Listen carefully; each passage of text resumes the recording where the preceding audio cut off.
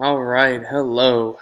And this is sadly our last PowerPoint presentation in ISA 4220. Today we're going to be talking about the vulnerability assessment on Eric Babb's box, who was my server partner this semester.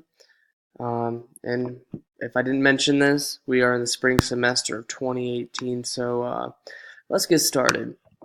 So throughout the semester, we looked at two operating systems. We looked at the Windows 2012 server, and we looked at the Ubuntu 17.01 service with using the Linux command line.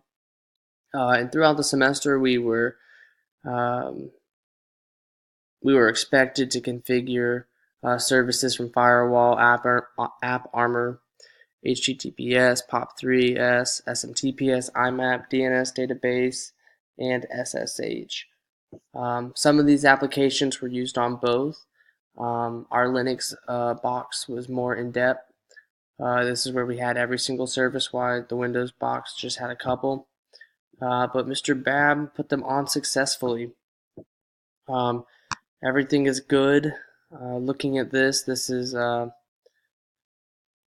report from his box. Um, this has So what we did to run reports on the boxes was we looked at ZenMap and Nessus. And so ZenMap just shows what ports are open.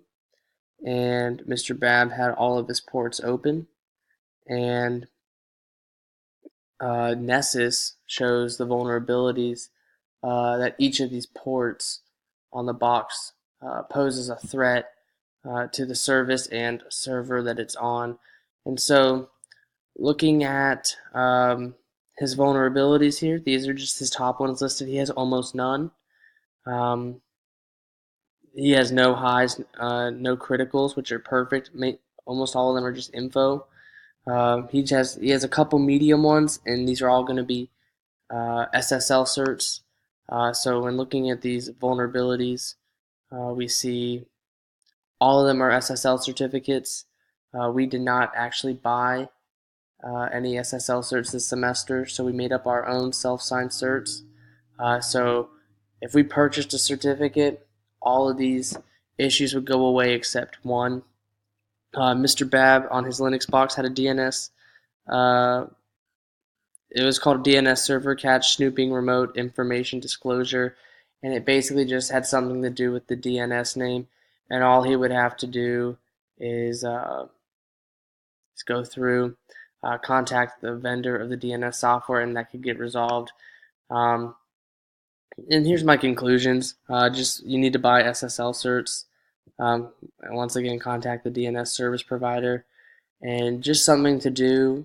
These boxes are hardened. All the updates were were kept up to date. Just to after this, if he continued to use his box, just to consistently and continually update all the services that he has installed on his box. And you know what? You're good to go. And that's basically an overview of the vulnerability assessment, what we talked about. Um, it was a pretty straightforward project. We built two services. We're not two services, we had two operating systems. We hardened them, we put all these services on, and you're good to go.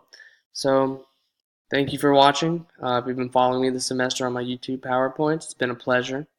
Um, Hope you guys finish off with a great spring semester. And once again, this is Andrew Wynn. Have a good day.